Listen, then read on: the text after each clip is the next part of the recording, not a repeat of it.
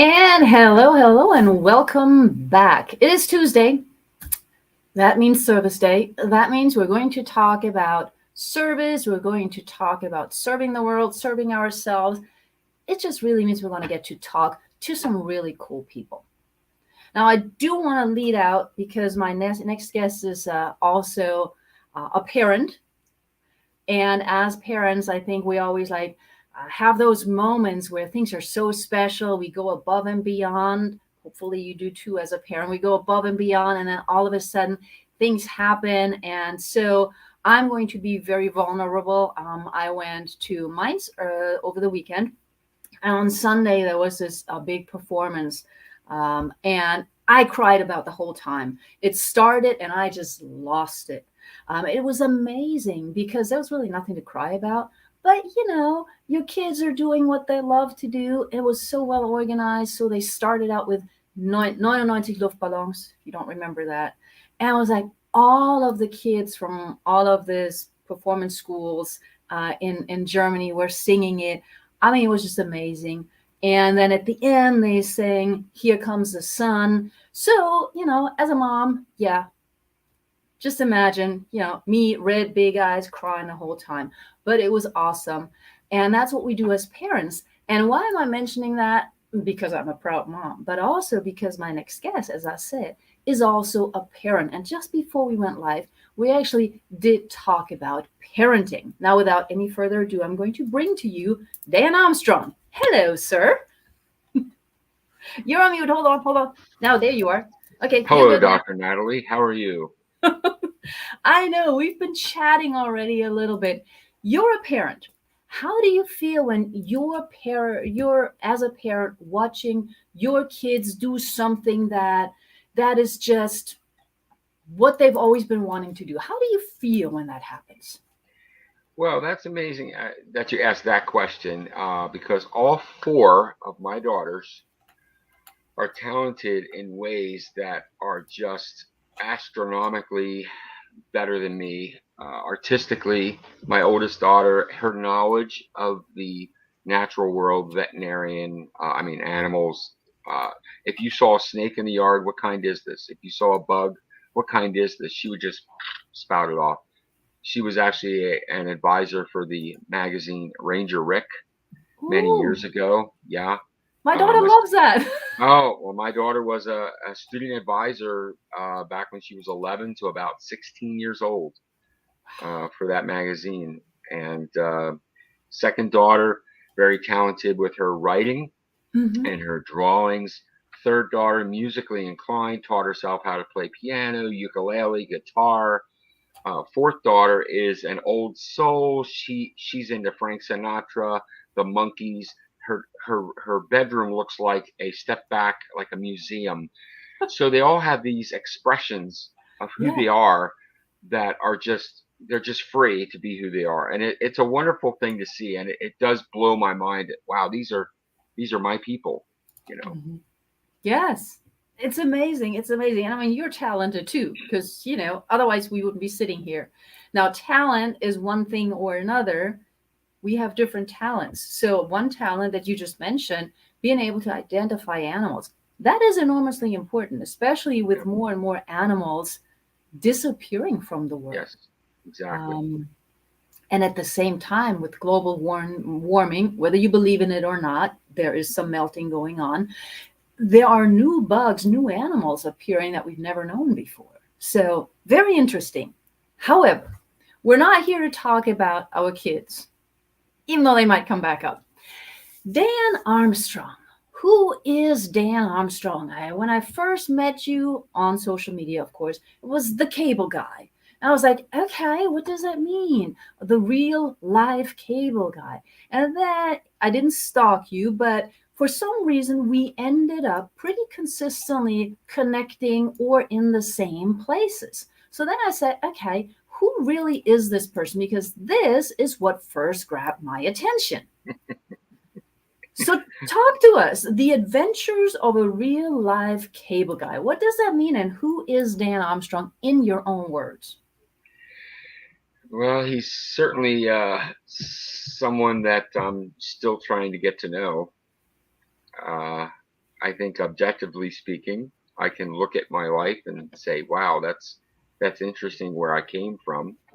Uh, but the cable guy, I became a cable guy when I was 20 years old, and it was one of those jobs I thought, well, this is interesting, and I had no idea that I would be doing it for over 30 years. Mm-hmm.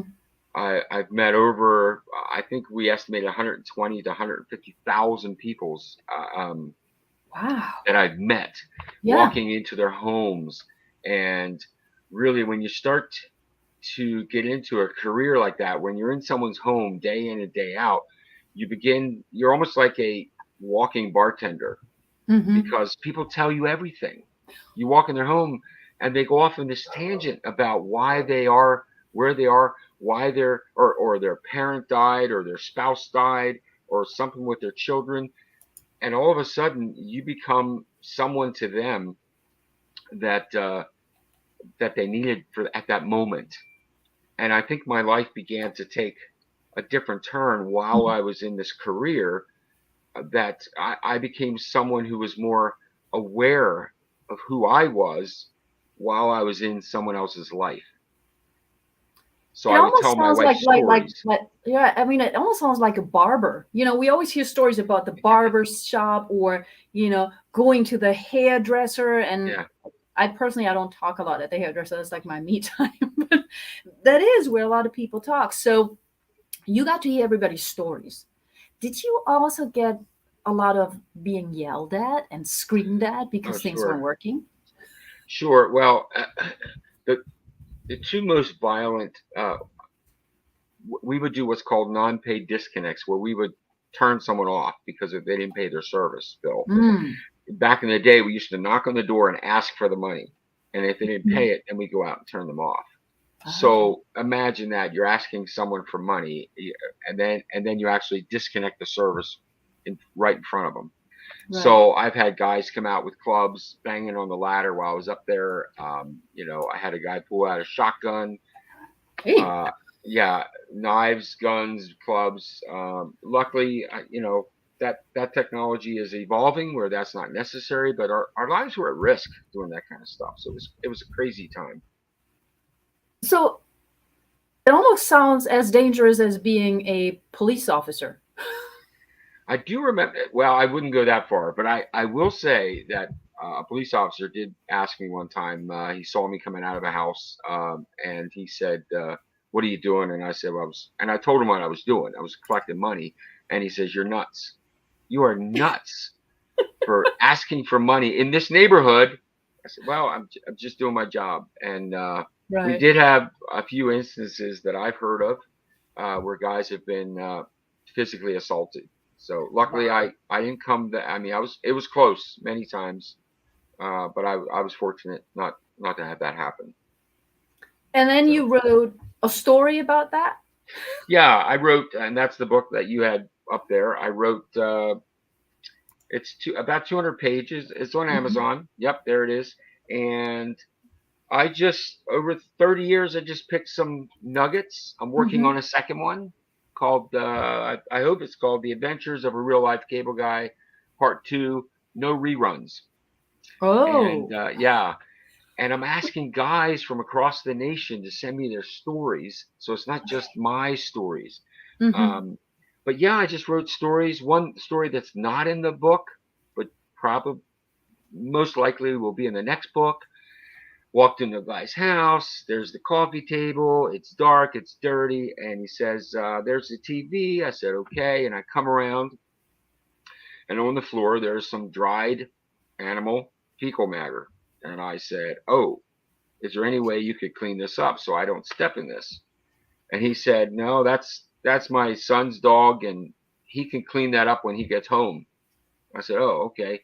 Well, it was about 4 o'clock in the afternoon, so I thought, well, maybe I'll do something outside a while. And so I said, "Well, when's he coming home?" And he said, I don't know. He's in the service, in the Hmm. military." Oh, You would that is just crazy. you meet the most interesting. I mean, I've met so many cool people. Dallas Green from the Yankees. Burgess Owens, who's now a congressman in Utah, met him Mm-hmm. in West or Chester County, Pennsylvania. Quite a few people that, but they're all just normal people. Everybody's a normal person. They're just in different circumstances. So Okay. So I noticed on the cover, it looks like you have a Superman T-shirt underneath. that's actually not real. When I submitted the photo, I had a white T-shirt on, and I said, "Can you put the Superman logo on there? Only have it CG Cable Guy." And I've had a lot of requests for that T-shirt, but it I doesn't bet. exist. It doesn't exist. I'm sure it could, but I don't have it. Well, now there you go. Make sure you do it before anybody else now comes up with No, the idea. too late. So Too late. definitely, definitely. So that was your first book. Yes. Why did you in the first place take the job as a cable guy? And here's the reason why I'm asking. Because if I read part of what your experiences have been, was that you've been on stage even as a child, even though you had some special challenges that we'll talk about in a moment, but you've been on stage, and most kids who are on stage don't necessarily then say, oh, I'm going to be a cable guy, or I'm going to be a car mechanic. And Right. maybe I'm wrong in that assumption, but what made you then choose not to stay on stage, whether it's singing or such, and instead do cable guy work? Which was, by the way, I want to just point out, it's a very important job because most people can't live without TV. So I'm not at all, and I think it's not as easy as people think it is. So, No, no, and the technology has advanced to a point where the amount of training that I went through originally was, I think, 5 6 weeks. Now it should be 6 months because it's so advanced. But yeah. anyway, I was actually managing a restaurant. My mom and dad, who have since passed away, um, they were not they were not big on higher education. So Mm-hmm. I was not encouraged to seek out a higher education. I had to do that on my own. Um, I and the idea of when I left high school, I wanted to be an actor. I wanted to be on stage. I wanted to continue that, but of course, you had to go to school Mm-hmm. or get more involved in that industry. Right. My They were not very supportive in for me in that direction. Mm-hmm. So they had a restaurant, and I managed it, and then. At the age of 20, I said I've had it with this, 70-hour weeks, Mm-hmm. making minimum wage, and at that time it was like $3 4. So this cable company was hiring, and they were paying like 3 times the amount. Yeah. So really, it was all about money, and it was about less hours. Yeah. And And that that's makes why I perfect started. sense. Yes, Yeah, but that makes, and then you stayed. So there I must have been stayed. some other stuff that was happening. Now, in that time period, I'm trying to do my math. So you're doing that, you have parents, and that happens quite a bit, that the parents are more traditional and they want us to get a real job Right, instead of going for education, and sometimes the money is not there. I say that because I used to work at a community college where we had, first the student was the first person in the family to actually go to college, and that's right. a huge deal. Now, at what point did you decide to focus either part-time or completely on writing, and then of course on speaking? What prompted that? Well, I have always been writing. When I was in high school, I loved to write. I remember as a kid writing cartoons, Mm-hmm. um, and so and then I also wrote some songs, and I was asked to be in a band right after high school. So my cable career and the band were overlapping, and there was a time when I had to leave my job and go do part-time gigs just so I could be on the stage with the band. Um, but in that course of time, I developed songwriting and, of course, speaking on stage, which we could address that overcoming the challenge, as you put it, the defect. Um, and then after the band, of course, I wrote um, some radio spots for a local station called WJTL FM 90.3, and I wrote 1,000 1-minute shows called The Wacky Words of Dan Armstrong. So I've always been writing, and the first major, I would say, output would have been the Cable Guy book. That was the Mm-hmm. first one, and it took about 18 months. The first Cable Guy book I wrote, I lost it. Mm. I was done with it. I lost it. Yeah. So I let it sit for 6 months, and my wife said, "No, you've got to get this. You've got to get this out." So I plowed back into it, and I wrote the second Cable Guy book, which is the one everyone sees. It's actually the Mm-hmm. second version, and that was a heartbreak when I lost that document. Yeah. Yeah, Yeah, I've had that happen. That was that's now the lesson that I've learned is I save everything on the hard drive, on one or two jump drives, on yes, another drive, and on Google and on Dropbox. It's yeah, yeah. like one of those things. It's like no, no, no, that's not going to happen. Um, Now the writing, was that sort of a safe space, a an escape for you because your childhood was not necessarily easy? Right. Okay. I think so because see, when you write, you don't have to speak, Mm-hmm. so you want to say something. I was born with a cleft palate.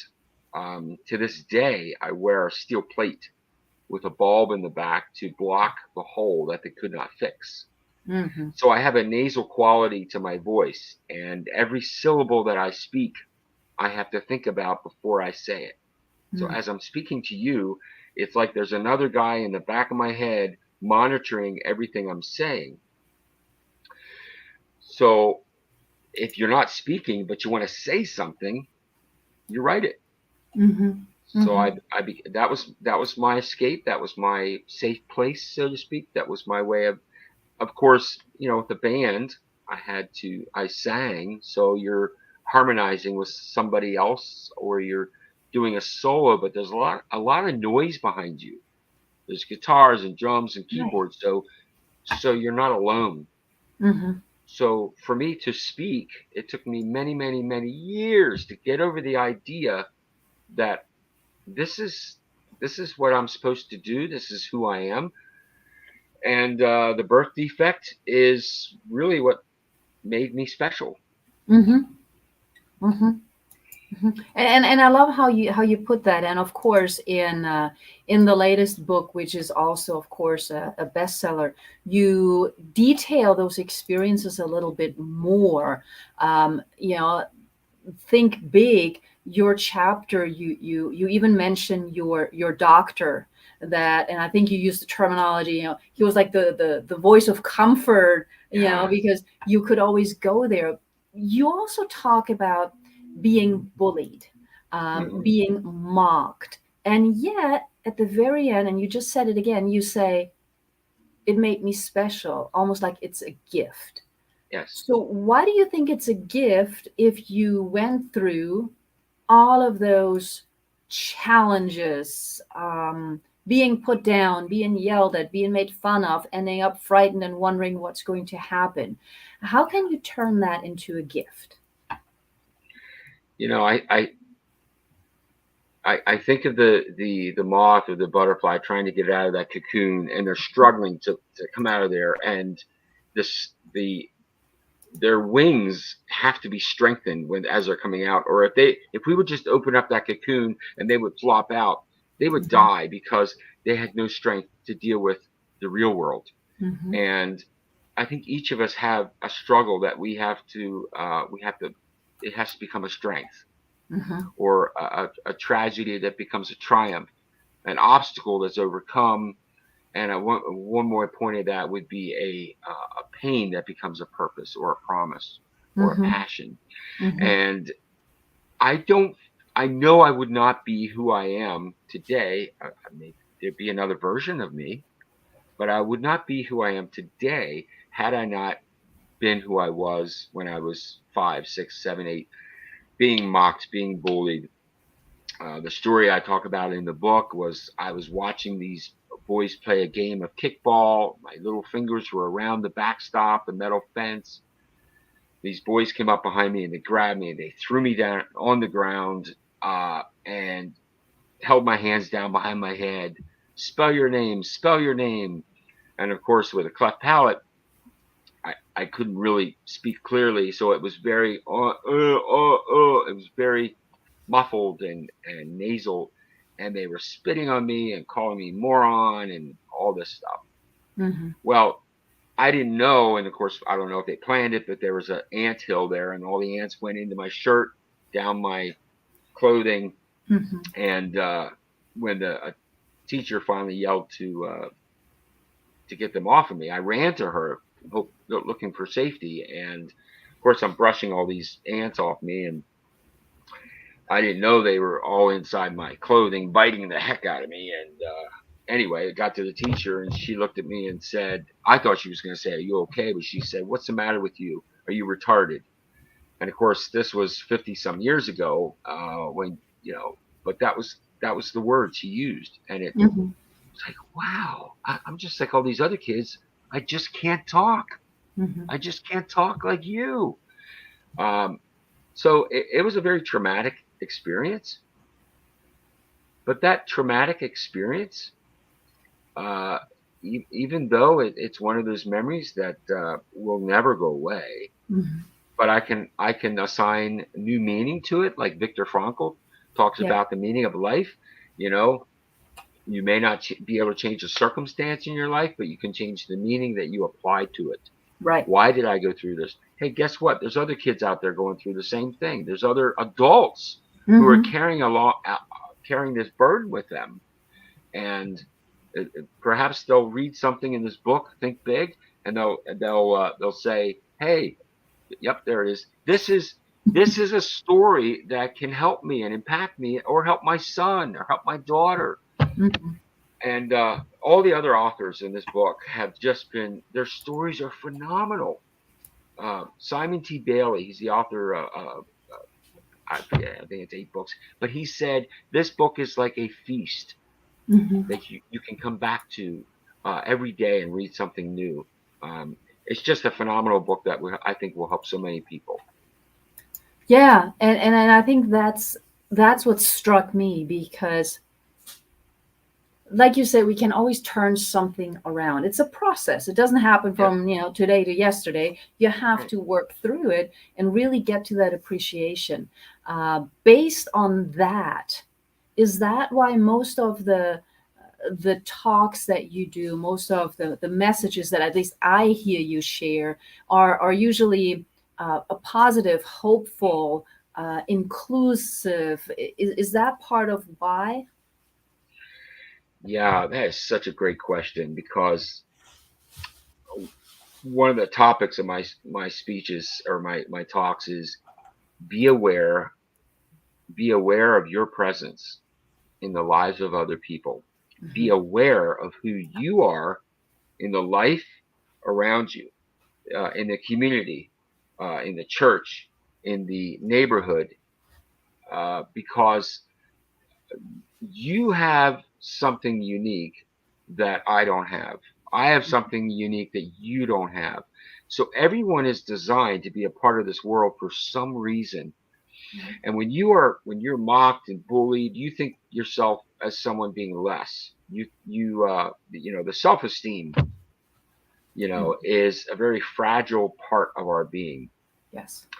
And not that that is something that you totally overcome, because there are times you get inside of a group where other people, they don't know you, or maybe they do know you, and you feel a little bit like the odd man out, odd person out, and that it affects your self-esteem. So Mhm. my messages are always about being aware of your presence in the lives of other people, because I was the victim of that. Right. I was the victim of someone who was kicked around, who was bullied, who was punched in the face, who was spit on. I remember being in a school bus and these people hit me on the head from behind, just banging and, making me say something because they would laugh so hard at how I would say something. Right, right, And I right. thought, wow, but as I grew and I started coming through this tunnel and this light, wow, I am somebody special. I can express myself. Um, I need to encourage other people to do that so they are not the ones being a bully to other people. Hmm. When we're aware of our presence and the impact that we can have, and we can love people, we might be saving a life. Yes, You know, yes. it might that day when I wrote about it in the Cable Guy book. I went into this house, and it's way more detail in the book.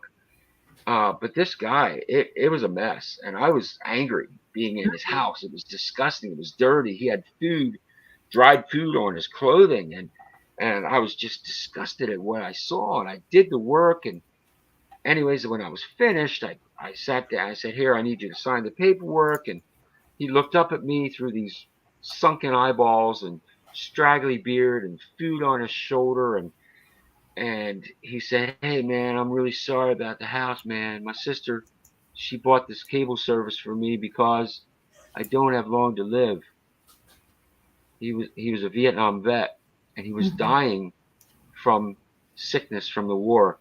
Hmm. And my heart just broke because here I was judging this man for the way he was living, and the smell of Right. just everything about him was repulsive. But at that Yeah. very moment, I saw a man who was perhaps mocked and bullied, and he was the outside of the society. And I didn't know what else to do, but I just said, "May I pray for you?"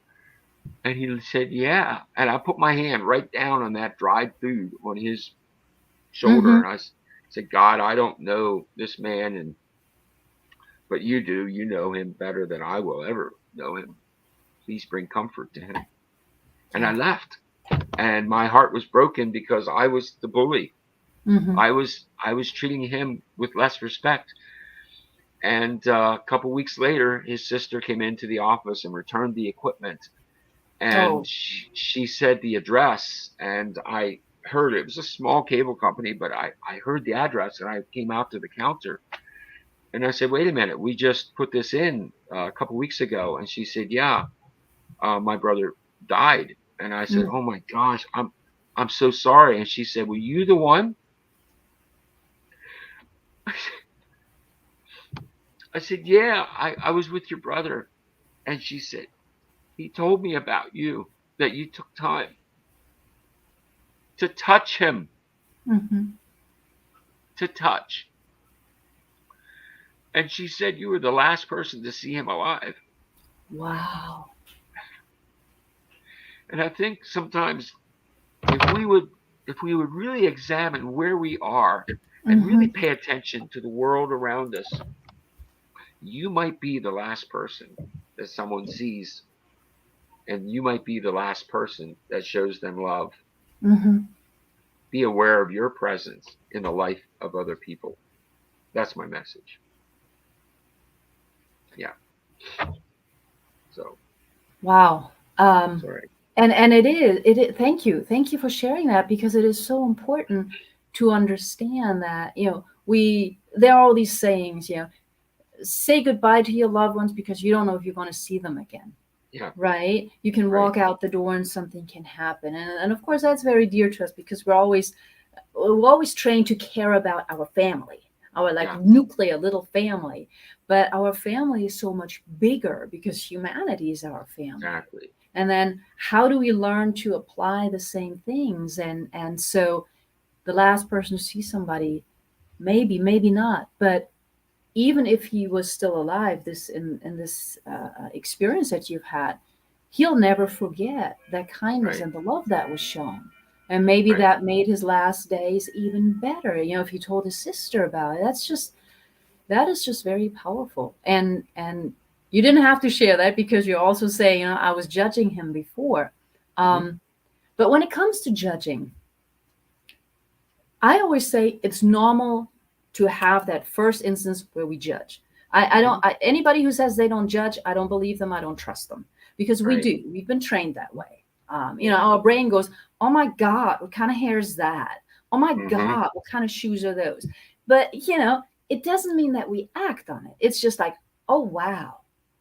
And then what we do after that, that is what makes us human. That's what makes us understanding, to say, I don't care.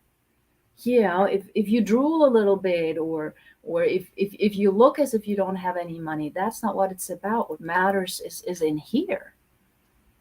And so, that's a very powerful story. And I wonder how many other cable guys have had that experience.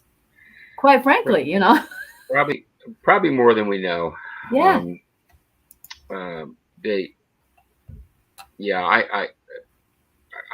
I'm reading a book by Dennis Waitley, his newest book, the New Psychology of right. Winning, Mm-hmm. and he touched on the principle, the power of self dimension, Yes. and the power of self dimension that the dimension of where we are right now in this temporal world and the surrounding who we are in contrast to what's going on. Mm-hmm. And as you said, judging. I think I was raised in a judgmental home. I mean, Mm-hmm. I love my mom and dad, but they had a very strict way of looking at things in a religious way, and I think their faith was strong, and Mm-hmm. that I appreciate. But sometimes we allow rules and regulations of, let's say, a certain denomination to actually guide us when perhaps they are imprisoning us, Right. and we have to be very careful that when we judge someone, we're saying that they are wrong according to our rightness, Mm-hmm. and our rightness may be wrong. So we have to be very careful when we say that I am right, I am right, I am right, I am right, because first of all, I am finite, and if I'm dealing with the eternal, the infinite, how can I understand the infinite and say this is right and that's it? I think, Mm-hmm. and I've had this discussion with many people Right. of faith. I'm a man of faith. That when this is why there are so many different sects in denominations in Christianity, in Mm-hmm. Judaism, in the Every Muslim, religion. Yeah. everywhere Yeah. there's division, and the more we focus on division, the less we can be effective in loving and giving our actual message that we Yeah. want to give.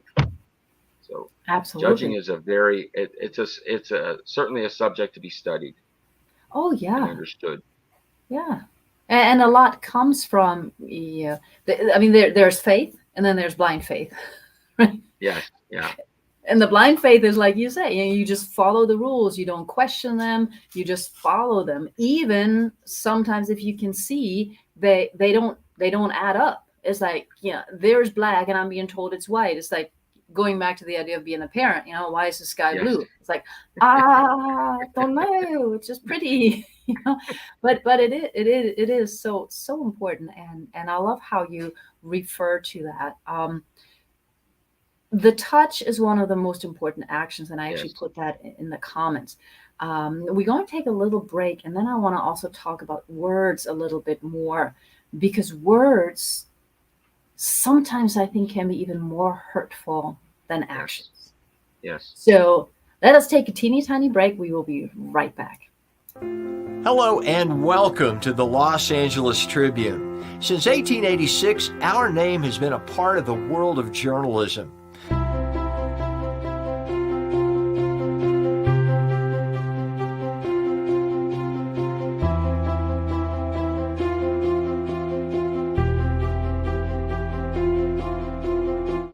We have earned a reputation for being a publication that practices integrity, authenticity, and responsibility.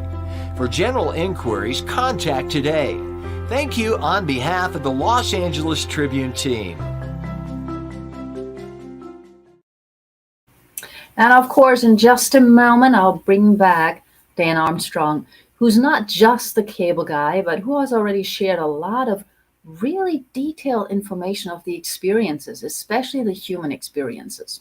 I do briefly want to just thank the Los Angeles Tribune, obviously, for making the show possible.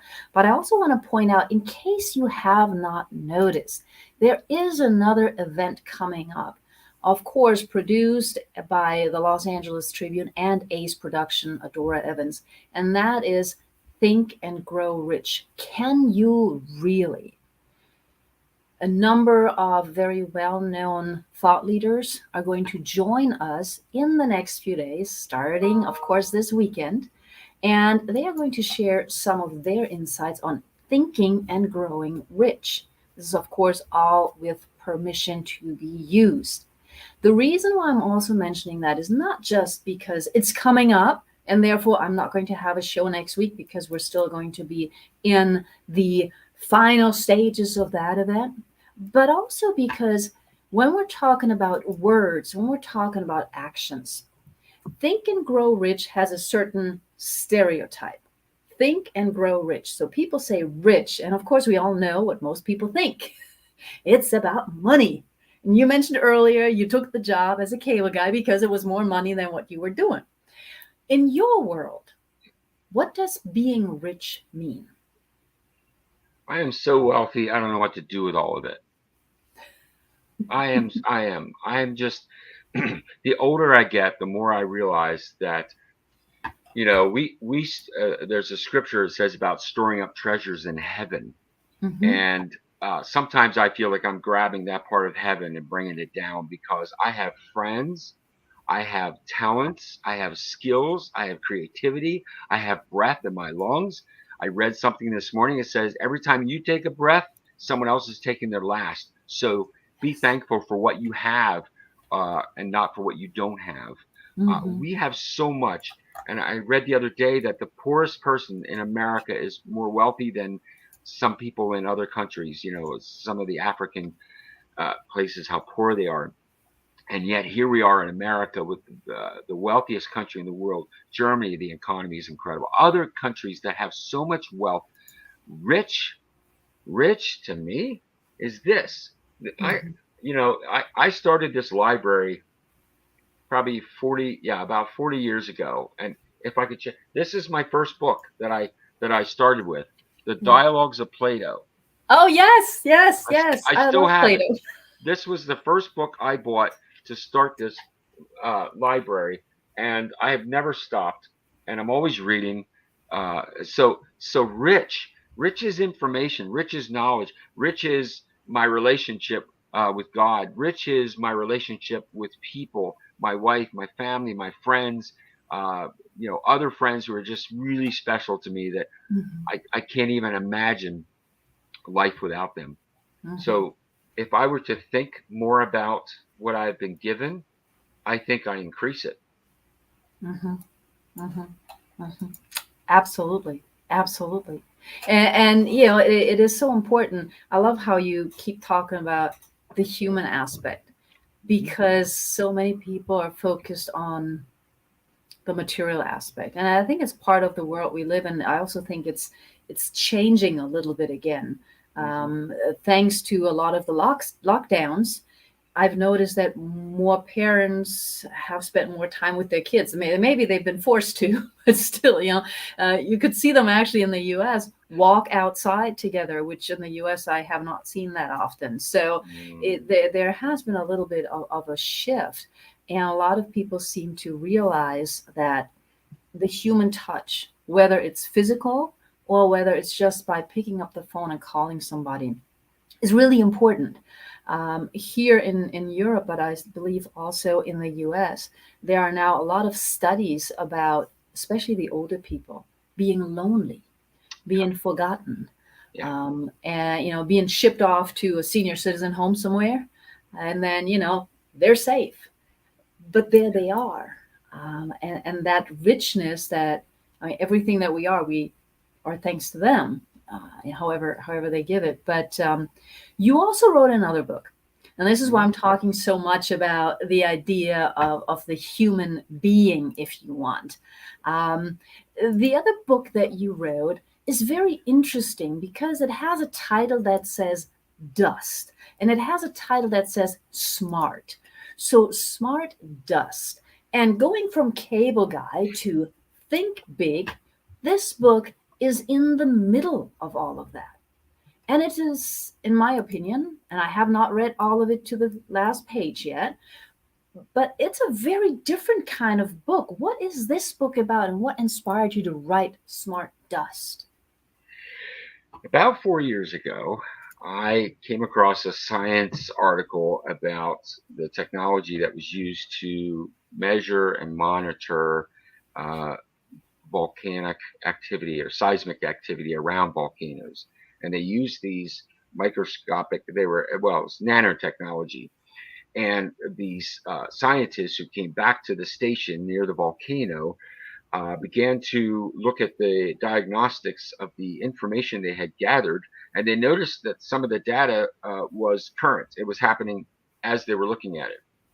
And what are these graphs? What are these things?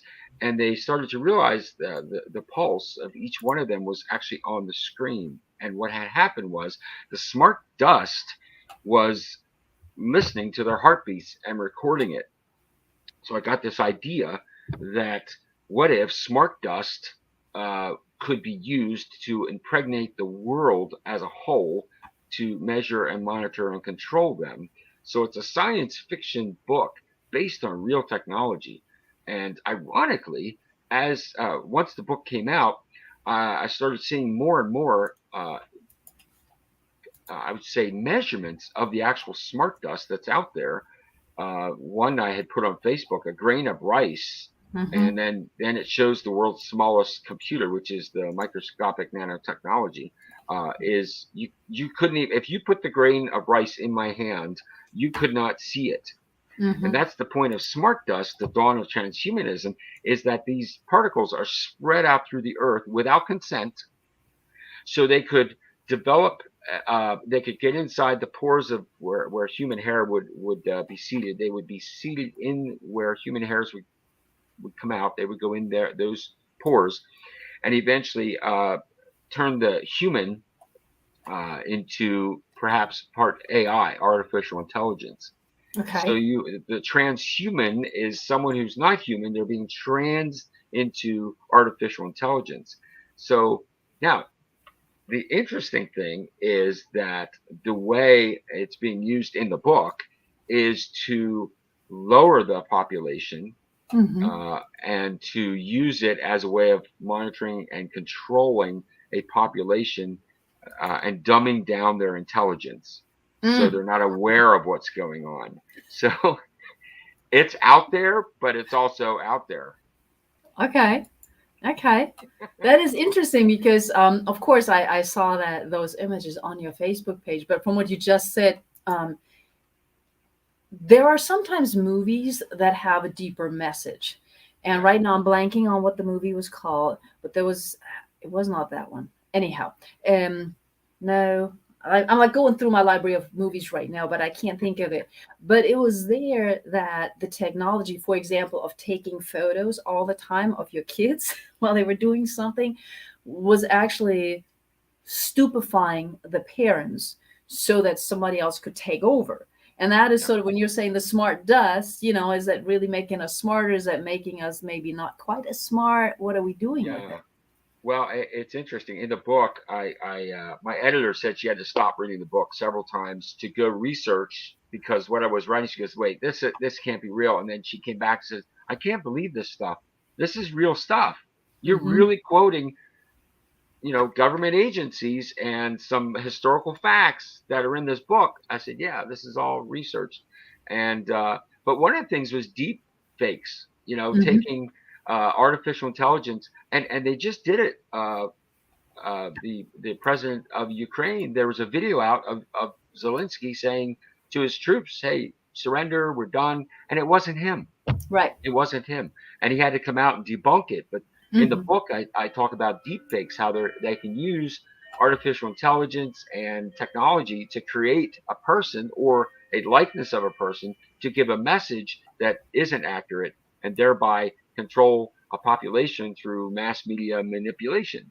So that's where that book goes into. And of course, it talks about breaking down, and this is where the human experience comes in, breaking down uh, all of us into separate groups, Mm-hmm. race, culture, religion, geographical areas. And the smaller we get broken down into the groups, the less we have in common, the less we will unite together Of to course. fight against, really evil causes. Yeah. And that's called psychosegmentation, I believe, if I remember correctly. And so it really is breaking down the possibility of Dr. Natalie becoming more of who Dr. Natalie is supposed to be, or Mm-hmm. Dan Armstrong, or whoever's listening.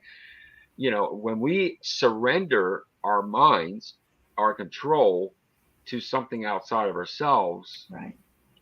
then we're becoming less of me and more of whatever that is. And Yeah. that's what the dawn of transhumanism means, that we're turning over our beings to Mm-hmm. someone outside of who we are. Mm-hmm. So, a Mm-hmm. little spooky.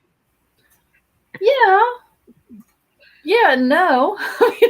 So, I mean, if you live in this world, divide and conquer is not new. Right. So I mean, and it has worked like a charm throughout centuries. Somebody's just got to start with some kind of rumor, and then people pick it up, and then groups that were initially tied, they loved each other. Then there was the rumor, and all of a sudden, I mean, it's been going on for quite a while, and it's very interesting because it does work. The other part, while you were just explaining it, that came to me on the spiritual level, of course, is the idea of the shadow, right? Mm-hmm. The idea that we live our primary characteristics, but we've got this other side, and we can't leave it out there. We've got to bring it back in as well to really know who we are, and not allow others to say, well, like we tell our kids sometimes, right? Well, don't do that. That's not nice. Well, don't say that. That's not nice. Don't freak out and scream because that's not nice. And then all of that is being compartmentalized down there, and we're breaking down the individual into good and bad parts. Yeah. So the individual can't live happily anymore. Well, one of my favorite authors, audio, it was Jim Rohn. Jim Rohn was one of those guys that, I mean, I have audio of him, books of him. Mm-hmm. Phenomenal man. I was just listening to one of his talks yesterday, but one of the things he said years ago that I'll never forget is that you cannot ignore the negative. High happy note thoughts. Yes, we have those, but you got to go in the other direction. You have to understand the whole thing, because if you don't, you're really unbalanced. Yeah. It's not saying you move in that direction of being positive and negative, but you have to address it. Mm-hmm. You've got to admit it's there so you can deal with it. If you have a problem, you have to admit you have the problem so you can deal with it. You can't just say, I'm just going to ignore that.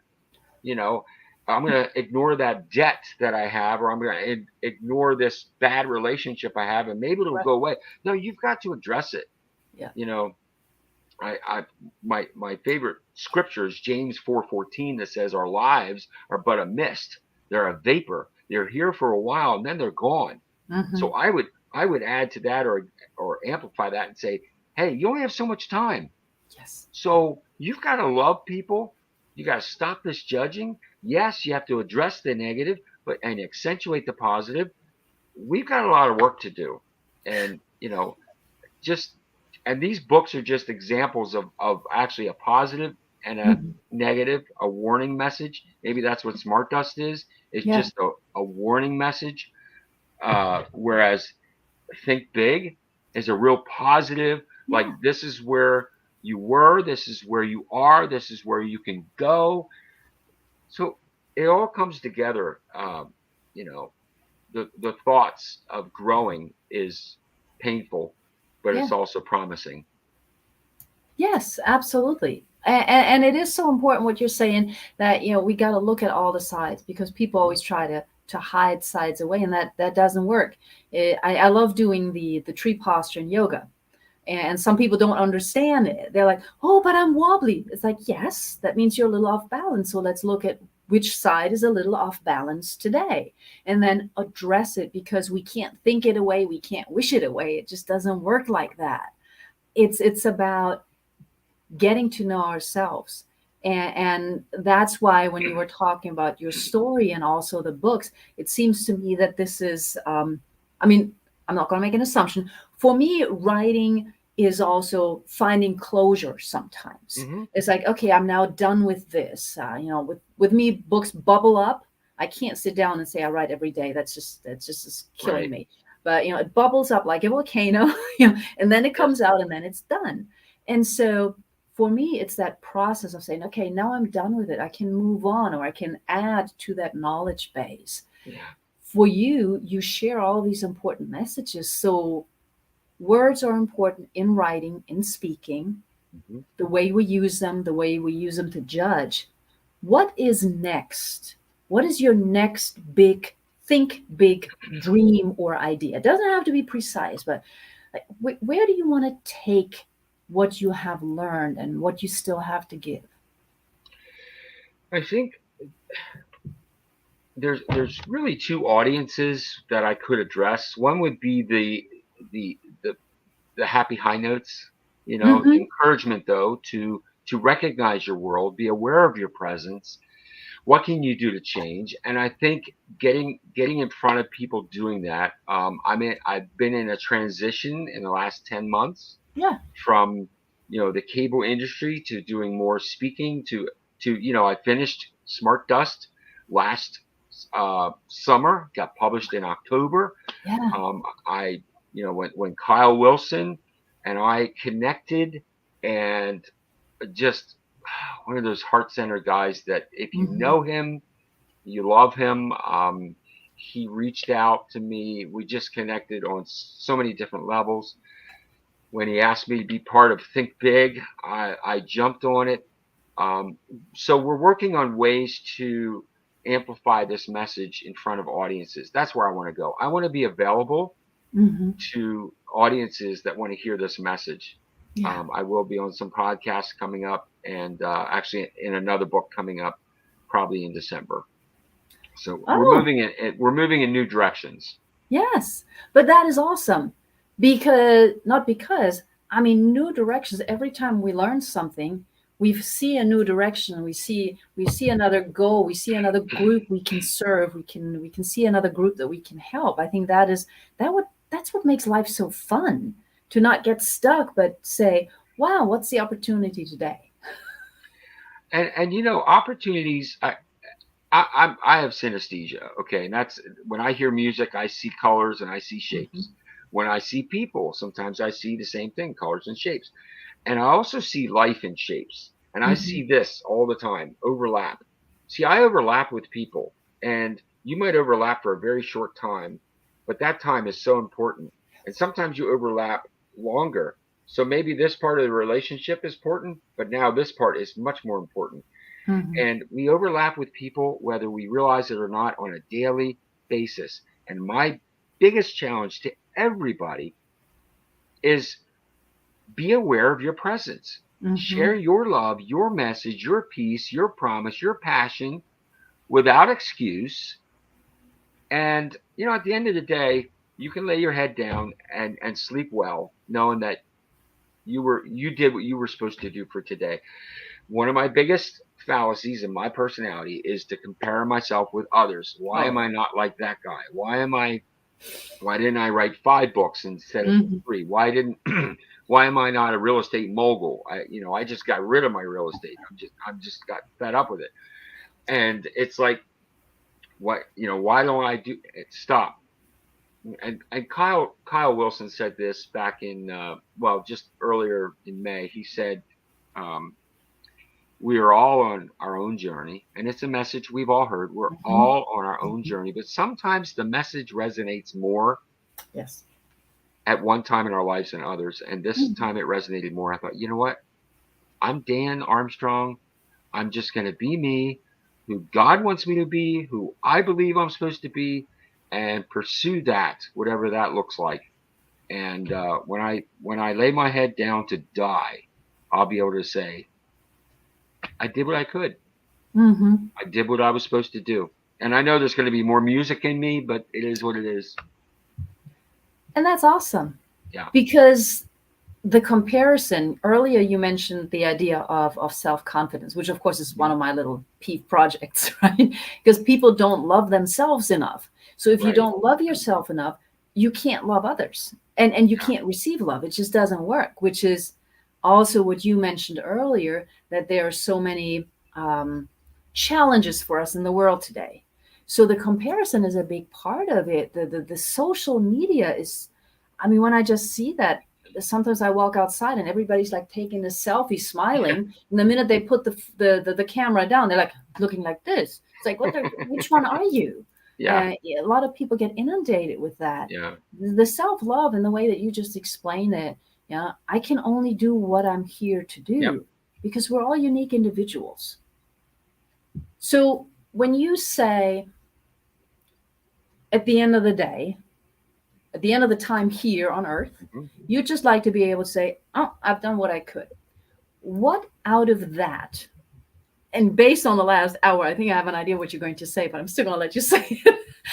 What do you think is the legacy you are, not you want to, but you are going to leave behind?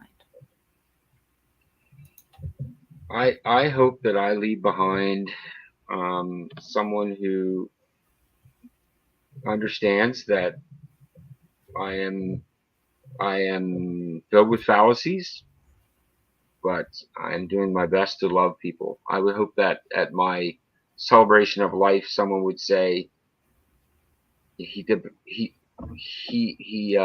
loved people. He reached out to people. He was real. And sometimes real gets you in trouble because you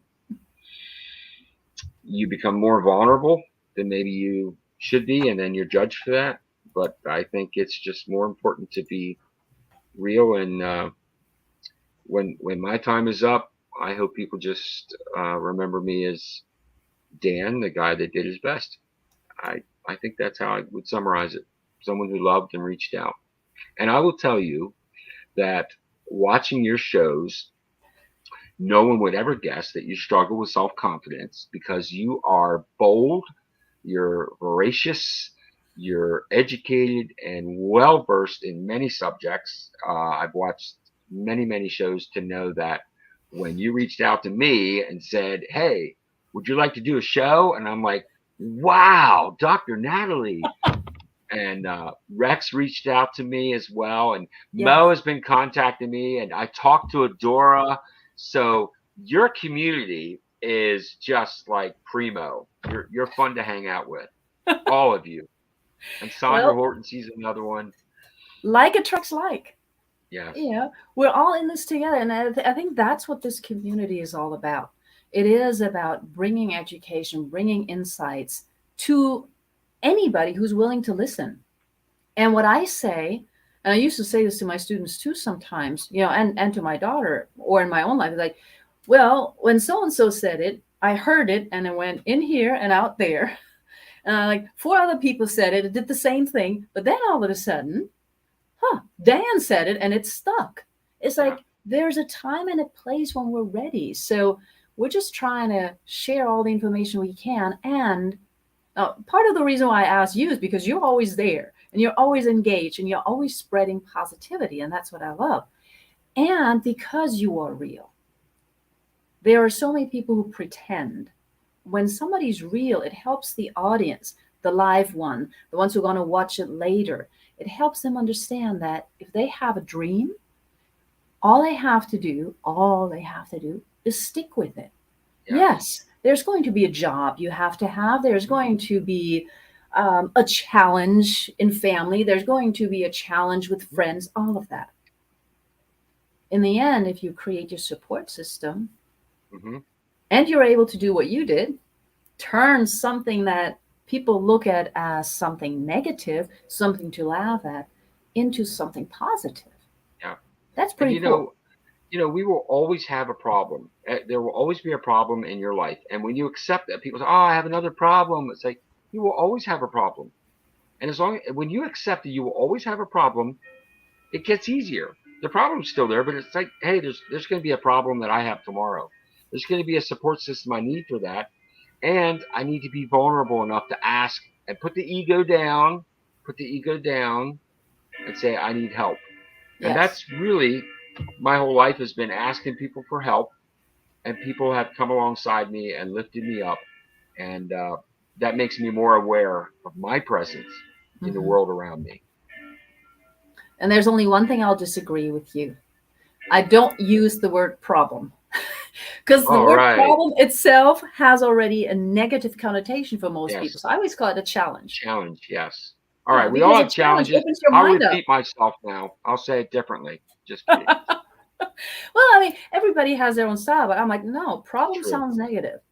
Challenge is like, okay, I can grow with the challenge. Yeah. Our brain is just wired to then say, just like with affirmations versus affirmations.